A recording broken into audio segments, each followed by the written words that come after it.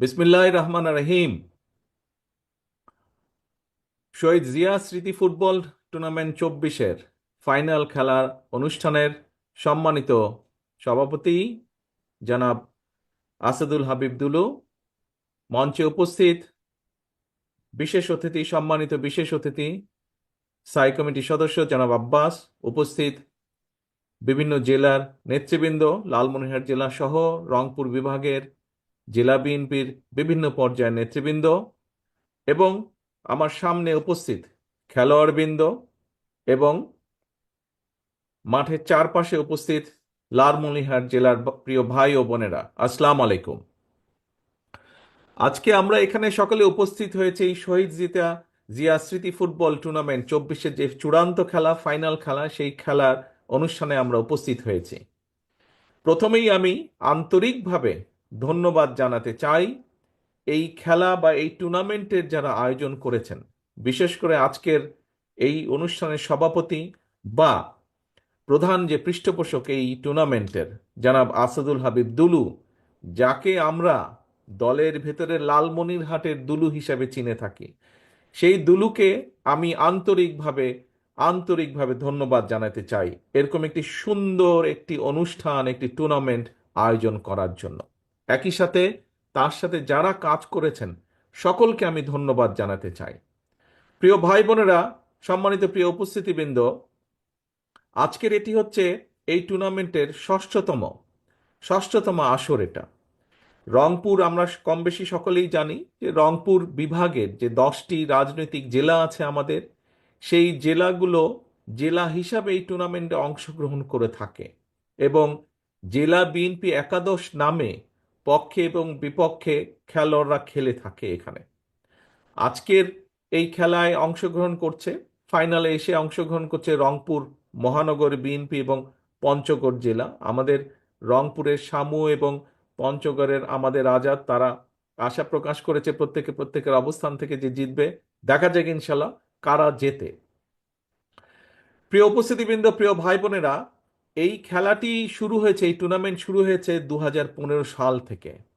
আমরা সকলেই জানি 2015 সাল ছিল এমন একটি সময়, যেই সময় বাংলাদেশ জাতীয়তাবাদী দল, বিএনপি বিএনপির সকল নেতাকর্মী সমগ্র দেশের মানুষকে সাথে নিয়ে, গণতান্ত্রিক আমি মানুষকে সাথে নিয়ে এই কয় মাস আগে যে পলাতক স্বৈরাচার, সেই স্বৈরাচারের বিরুদ্ধে আন্দোলনরত ছিল।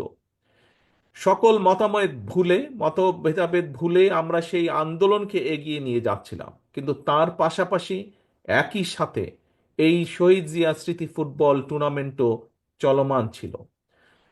বিএনপির নেতাকর্মীরা যেরকম সকল বাধা বিপত্তিকে উপেক্ষা করে আন্দোলনকে এগিয়ে নিয়ে যাচ্ছিল, ঠিক একইভাবে এই স্মৃতি ফুটবল টুর্নামেন্টের আয়োজকবৃন্দ যারা, এটা যে প্রধান পৃষ্ঠপোষক আসাদুল হাবিব দুলু, তার নেতৃত্বে এই টুর্নামেন্টকেও সকল ভেদাভেদ ভুলে, সকল বাধা বিপত্তি, স্বৈরাচারের সকল বাধা বিপত্তিকে উপেক্ষা করেও এই টুর্নামেন্টকে চলমান রেখেছে।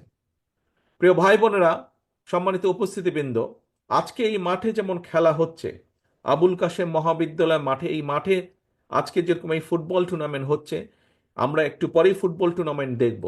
কিন্তু টুর্নামেন্ট শুরু হওয়ার আগে আমরা আরেকটি ইভেন্ট দেখেছি, কিন্তু সেটি হচ্ছে জল তরঙ্গ সাংস্কৃতিক যে গোষ্ঠী, তাদের সাংস্কৃতিক কর্মীদের মাধ্যমে বা কর্মীদের দ্বারা আমরা সুন্দর একটি সংক্ষিপ্ত সাংস্কৃতিক অনুষ্ঠান দেখলাম। আজ এখানে বিশেষ অতিথি আব্বাস সাহেব, উনি বলেছেন যে এটি খেলার অনুষ্ঠান, আমরা রাজনৈতিক বক্তব্য রাখবো না। আমিও রাজনৈতিক বক্তব্য রাখতে চাইছি না, কিন্তু একটি কথা আমি আপনাদের সামনে আজকে তুলে ধরতে চাই। আমরা স্বৈরাচার মুক্ত করেছি দেশের মানুষ স্বৈরাচারকে বিদায় করেছে এই দেশ থেকে। এখন সামনের দিনে হচ্ছে দেশ গড়ার পালা। প্রিয় ভাই বোনেরা, বাংলাদেশে প্রায় 18-20 কোটি মানুষ। আমাদের দেশে বহু বহু মেধাবী ডাক্তার আছেন, বহু মেধাবী ইঞ্জিনিয়ার আছেন, বহু মেধাবী অন্য পেশার মেধাবী পেশার মানুষজন আছেন। বাট কিন্তু আমি মনে করি একজন রাজনৈতিক কর্মী হিসাবে, এই দেশের একজন সন্তান হিসেবে, বাংলাদেশের সন্তান হিসেবে আমি মনে করি আমাদের শুধু মেধা মেধাবী ডাক্তার বা ইঞ্জিনিয়ার বা আর্কিটেক্ট থাকলেই চলবে না। আগামী দিনে আমাদেরকে অবশ্যই মেধাবী অর্থাৎ প্রফেশনাল খেলোয়াড় তৈরি করতে হবে, যা তৈরি করতে হবে আমাদের ভবিষ্যৎ প্রজন্ম তাদের ভেতর থেকে। আমাদেরকে আগামী দিনে ভালো সাংস্কৃতিক ব্যক্তিত্ব তৈরি করতে হবে, এবং যা যদি তৈরি করতে হয় আমাদেরকে সেই পরিকল্পনা গ্রহণ করতে হবে। ইনশাল্লাহ আল্লাহর রহমতে বাংলাদেশ জাতীয়তাবাদী দল সরকার গঠনে সক্ষম হলে অবশ্যই আপনাদের এখানে অনেকেই আছেন যাদের মনে আছে যে শহীদ জিয়ার সময় নতুন কুড়ি নামে একটি অনুষ্ঠান চালু ছিল, একটি অনুষ্ঠান হতো নতুন কুড়ি নামে। সেই নতুন কুড়ি অনুষ্ঠানের লক্ষ্য ছিল যে বাংলাদেশের যারা ভবিষ্যৎ প্রজন্ম তাদের ভেতর থেকে ভালো খেলোয়াড় হোক, ভালো সাংস্কৃতিক কর্মী হোক, ভালো বক্তা হোক, আহ, ভালো আর্টিস্ট হোক, এই প্রতিভাবান মানুষগুলোকে বের করে নিয়ে আসা। আগামী দিনে আমাদের লক্ষ্য থাকবে, উদ্দেশ্য থাকবে, আমাদের পরিকল্পনা থাকবে, যে পরিকল্পনা আমরা নিয়েছি এই দেশের মাটি থেকে, এই দেশের সন্তানদের ভেতর থেকে আমরা ভালো খেলোয়াড় বের করে নিয়ে আসব। যে সকল খেলা, প্রায় 10-12টি খেলা, যেই খেলাগুলো বাংলাদেশের মাটিতে বাংলাদেশের মানুষের কাছে জনপ্রিয়, একই সাথে যেই খেলাগুলো আন্তর্জাতিক পর্যায়েও জনপ্রিয়, এরকম 8-10টি খেলাকে আমরা বাছাই করব, এবং বাছাই করার মাধ্যমে এই দেশের মানুষের ভেতর থেকে, দেশের সন্তানদের ভেতর থেকে আমরা বের করে নিয়ে আসার চেষ্টা করব কারা সেই খেলাগুলোতে ভালো করতে পারবে। তাদেরকে আমরা সরকারের পক্ষ থেকে ট্রেনিং দিব, তাদেরকে আমরা জাতীয় এবং আন্তর্জাতিক মানের করে গড়ে তোলার চেষ্টা করব, যাতে স্পোর্টসের যে আন্তর্জাতিক ইভেন্টগুলো আছে সেই ইভেন্টগুলোতে যাতে আমরা দেশের জন্য সম্মান বয়ে আনতে পারি। পরিকল্পনা নিয়ে আমরা ধীরে ধীরে দেশের জন্য ভালো খেলোয়াড় গড়ে তুলব। আমাদের সমাজে একটি কথা এখানে উল্লেখ করতে চাই, আমাদের সমাজে মোটামুটিভাবে একটি ধারণা আছে যে পড়ালেখা করতে হবে, পড়ালেখার পাশাপাশি ভালো ইঞ্জিনিয়ার হতে হবে, ডাক্তার হতে হবে। আমাদের সামাজিক গঠনটাই এরকম, সমাজের সামাজিক গঠনটা। কিন্তু ব্যক্তিগতভাবে আমি মনে করি যে একজন মানুষকে, যার মধ্যে খেলোয়াড় হিসেবে মেধা আছে, তাকে যদি আমরা সঠিকভাবে গড়ে তুলতে পারি, সে যদি একজন প্রফেশনাল খেলোয়াড় হতে পারে, তাহলে সেই পেশার মাধ্যমেও সে তার পরিবারকে সাপোর্ট করতে সক্ষম হবে। ঠিক একইভাবে আমরা যদি একজন ভালো সাংস্কৃতিক প্রফেশনাল সাংস্কৃতিক কর্মীও গড়ে তুলতে পারি, তাহলে সে সংস্কৃতির মাধ্যমে হতে পারে, সে একজন বাদ্যযন্ত্রের সাংস্কৃতিক হতে পারে, সে একজন ভালো নাচ করতে পারে, সে ভালো গান গাইতে পারে, একজন খেলোয়াড় সে ফুটবলের হতে পারে, সে ভলিবলের হতে পারে, বাস্কেটবলের হতে পারে, ক্রিকেট প্লেয়ার হতে পারে।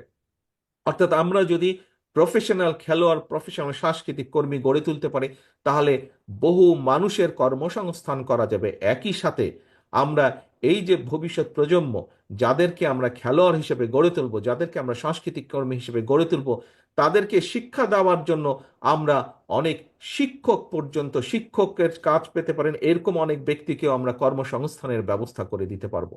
কাজেই আসুন আজকে শুধু ডাক্তার ইঞ্জিনিয়ার আমরা গড়ে তুলব, মেধাবী ডাক্তার ইঞ্জিনিয়ার আর্কিটেক্ট গড়ে তুলব, পাশাপাশি আমরা আগামী দিনের জন্য আমাদের দেশের মানুষের ভিতর থেকে, ভবিষ্যৎ প্রজন্মের ভিতর থেকে যাতে আমরা প্রফেশনাল খেলোয়াড়, প্রফেশনাল সাংস্কৃতিক কর্মীও গড়ে তুলতে পারি, সেই লক্ষ্যে যাতে আমরা সফল হতে পারি, সেই প্রত্যাশা আমি আপনাদের সকলকে সাথে নিয়ে সেই প্রত্যাশা রাখতে চাই।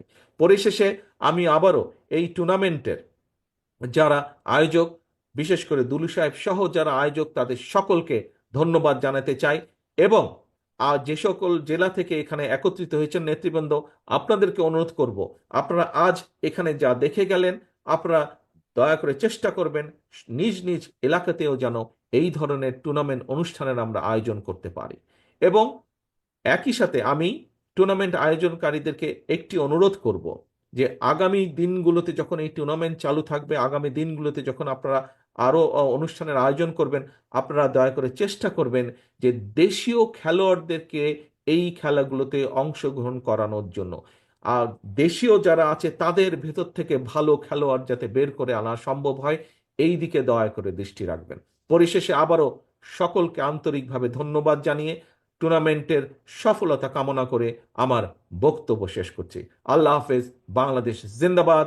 বাংলাদেশ জাতীয়তাবাদী দল জিন্দাবাদ। আসসালামু আলাইকুম।